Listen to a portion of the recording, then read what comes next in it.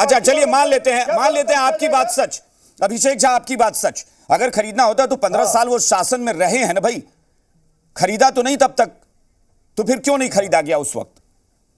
अरे भाई वहां जो है सबसे बड़ा सवाल है मुझे नहीं एक मिनट मृत्युंजय जी, अभिषेक झा से मैंने पूछा था, अभिषेक झा बताइए ना क्यों नहीं खरीदा गया? 2020 तक तो वो थे ना, 2022 तक तो आपके साथ थे।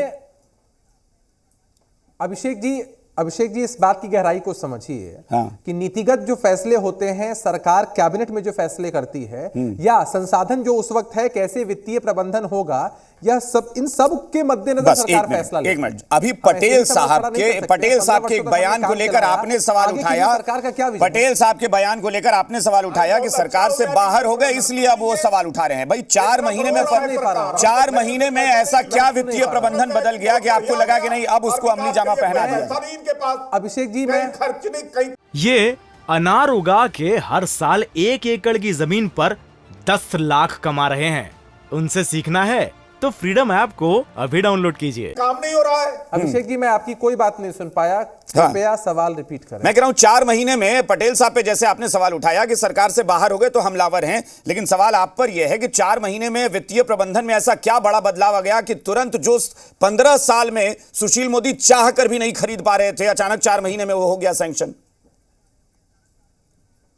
अभिषेक जी, फिर आप उसको उस लिहाज से जोड़कर मत देखिए। भाई आप ही ने कहा ना कि सुशील मोदी चाहते थे, तो 15 साल शासन में रह के वो व्यक्ति नहीं खरीदवा पाया हेलीकॉप्टर। अच्छा एक बात बताइए। हाँ। कि आपको अपने घर का वित्तीय प्रबंधन कभी करना होता है और कोई चीज अगर खरीदनी होती है तो आप वित्तीय प्रबंधन के मद्देनजर करते हैं। पर्व और त्योहार के समय अगर आपका खर्च ज्यादा होता है, कंपनी अगर किसी एम्प्लॉय को बोनस देती है, तब वो चीज खरीदता है। तो खर्च जो है वो मैनेज करना है सरकार को, और सरकार ने इसको किया है। मैं एक बार बहस का विषय नहीं हो सकता और आरोप प्रत्यारोप का विषय नहीं हो सकता है। ठीक है, लेकिन अगर ये चीजें होती तो देश के स्तर पर किस विपक्ष ने सवाल उठाया कि 8,000 करोड़ से ज्यादा का आपने प्लेन खरीदा? मैं कह रहा हूं ना, अगर आप उनके एक मिनट यात्रा पर आप विपक्ष में हैं और आपकी जिम्मेदारी, आपका भी अधिकार केंद्र में बनता है कि आप सवाल उठाएं, या किसी भी प्रदेश में बनता है, वहां किसी को भी रोकने का अधिकार नहीं है। विपक्ष का काम ही है कि सरकार पर अगर लगता है फिजूल खर्ची है सवाल उठाए। बिहार में विपक्ष ने सवाल उठाया है। हमारा काम है कि एक जिम्मेदार चैनल है तो हम जनता को बताएं कि भाई आखिर स्पष्ट करें कि है क्या दोनों पक्ष, इसीलिए तो आप लोग बैठे हैं। मैं डॉक्टर संजय के पास चलूंगा। सरकार ने आवश्यकता को समझा। अच्छा एक बात बताइए, हेलीकॉप्टर का इस्तेमाल या किसी भी अन्य प्लेन का इस्तेमाल ऐसी भी सरकार जब कर रही थी तो क्या था भाई? सरकार आउटसोर्स करती थी चीजों को। आप जानते हैं कि चीजें अगर आउटसोर्स होती है तो महंगी पड़ती हैं, एजेंसी से आप लेते हैं तो महंगी पड़ती है। सरकार ने उस वित्तीय प्रबंधन के मद्देनजर अगर वन टाइम इन्वेस्टमेंट किया है, ये वित्त मंत्री जी देख रहे हैं। ठीक है, चलिए मैं डॉक्टर संजय का रुख करता हूं। डॉक्टर संजय अपने गिरबान में। डॉक्टर संजय, मुझे लगता है कि सवाल रिपीट करना मेरे लिए जरूरी नहीं है। आप उस पूरी चर्चा को समझ गए होंगे कि हमारा सवाल इस पर नहीं है कि सरकार के पास अपना होना चाहिए या नहीं होना तो चाहिए, हर सरकार के पास होना चाहिए, लेकिन पहले से अगर है और वो कह रहे हैं सुशील मोदी कि मैं वित्त मंत्री रहा हूं, मुझे पता है कि उसमें बहुत ज्यादा खर्च नहीं होता और वो चल रहा था, 15 साल में हमने कभी नहीं खरीदा, तो अचानक से ये 350 करोड़ रुपए क्या? कम से कम जनता को पता हो कि भाई आखिर ये हो क्या रहा है। डॉक्टर संजय। नहीं, सुशील मोदी जी क्या कह रहे हैं उसको तो छोड़ दीजिए, लेकिन बिहार के हर नागरिक को जानने का अधिकार है कि बिहार की वित्तीय स्थिति क्या है। जो नीति आयोग की रिपोर्ट है, जो फाइनेंशियल कंडीशन आप बताते हैं, जिस तरह से कई मंत्रालयों के पास पैसे की कमी है, उस स्थिति को तो सब लोगों को पता है, पब्लिक डोमेन में ये चीजें हैं, और उसका कारण भी पता है लोगों को कि राजस्व की स्थिति बिहार में क्या है। ठीक है, अगर आपके पास उसकी जरूरत है, मत आप आउटसोर्सिंग कीजिए, मत किराए पर आप लीजिए, ठीक है, ये इससे मैं सहमत हूं, लेकिन हेलीकॉप्टर की जरूरत तो है राज्य को, चाहे वो जिसकी सरकार हो, एनडीए की सरकार हो, महागठबंधन की सरकार हो, चूंकि जो उत्तर बिहार आपका है वो बाढ़ से प्रभावित होता है। जी। और ये संभव नहीं है कि किशनगंज, कटिहार, खगड़िया, पूर्णिया अगर उस दौरा कोई भी मुख्यमंत्री करेंगे, डिप्टी सीएम करेंगे, अधिकारी करेंगे, चीफ सेक्रेटरी करेंगे, तो हम उनको साधन मुहैया नहीं करेंगे तो संभव नहीं है कि वो सर्वे कैसे करेंगे। हवाई सर्वे का काम होता है, उससे भी हम इनकार नहीं कर सकते हैं। लेकिन जो जेट विमान है, वो जेट विमान वाली बात तो हमें भी समझ में नहीं आ रही है कि जेट विमान की अभी जरूरत क्या पड़ गई बिहार को, किस लिए जेट विमान खरीदा जा रहा है। ठीक है, जितना साधन संसाधन हो राज्य के पास उतना ही अच्छा है। आप तो 4 बता रहे थे ना, पटना और गया 2 ही ऐसे एयरपोर्ट है जहां पर अभी जेट विमान लैंड कर सकता है। पूर्णिया वाला भी फंक्शनल भी नहीं हुआ है। दरभंगा की भी स्थिति नहीं है जहां पर वो जेट प्लेन अभी उतारा जा सकता है।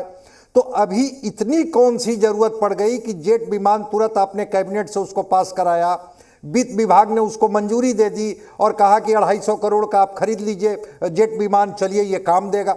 ठीक है, जरूरत तो रहती ही है राज्य को, लेकिन जब कई मंत्रालय एकदम बिल्कुल खाली है, वहां से फंड नहीं कहीं जा पा रहा है, कई योजनाएं लंबित हैं, आप केंद्र को कोस रहे हैं कि केंद्र की वजह से हम कुछ नहीं आगे बढ़ पा रहे हैं, वैसी स्थिति में तो एक सवाल तो है, विपक्ष क्या पूछता है, मोदी जी क्या बोलते हैं वो छोड़ दीजिए। क्योंकि प्रधानमंत्री जो कि सबसे बड़ा सियासी पद देश का है, प्रधानमंत्री भी आते हैं तो पटना के बाद से वो सेना के हेलीकॉप्टर का इस्तेमाल करते हैं।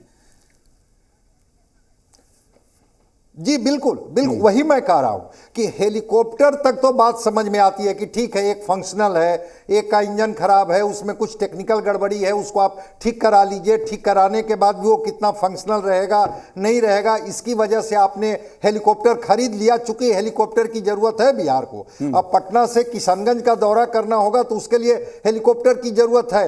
हाँ, जेट विमान के भी मायने होते हैं, उस तरह के जो विमान होते हैं उसमें बार बार फ्यूल भरवाने की जरूरत नहीं होती है। एक बार आपने उसमें फ्यूल डलवा दिया और आप एक लंबी यात्रा, उस पर आप 3000-4000 किलोमीटर तक जा सकते हैं। लेकिन मैं कह रहा हूं कि प्रायोरिटी आपकी क्या है। अगर आपके पास साधन सीमित है, आपके पास फाइनेंस सीमित है, उस स्थिति में अगर आपको लगा तो हम लोग समझना चाहेंगे, इसमें कोई ऐसा नहीं है, राज्य सरकार को अधिकार है, मुख्यमंत्री जी को अधिकार है कि वो खरीदें, और राज्य में जितने तरह का भी साधन संसाधन होंगे राज्य और समृद्ध होगा, राज्य में चेक एंड बैलेंस करने में सुविधा होगी। लेकिन मैं कह रहा हूं कि आखिर प्रायोरिटी में जेट विमान क्यों, जेट विमान की जरूरत क्या पड़ गई? और उसके लिए आपके पास एयरपोर्ट भी अभी तैयार नहीं है जहां पर आप उसको लैंड करा सकते हैं, जहां पर आप उसके से ऑपरेशन कर सकते हैं, ऑपरेशनल बना सकते हैं। तो फिर जेट विमान में 250 करोड़ रुपया अभी लगाने की जरूरत क्या थी?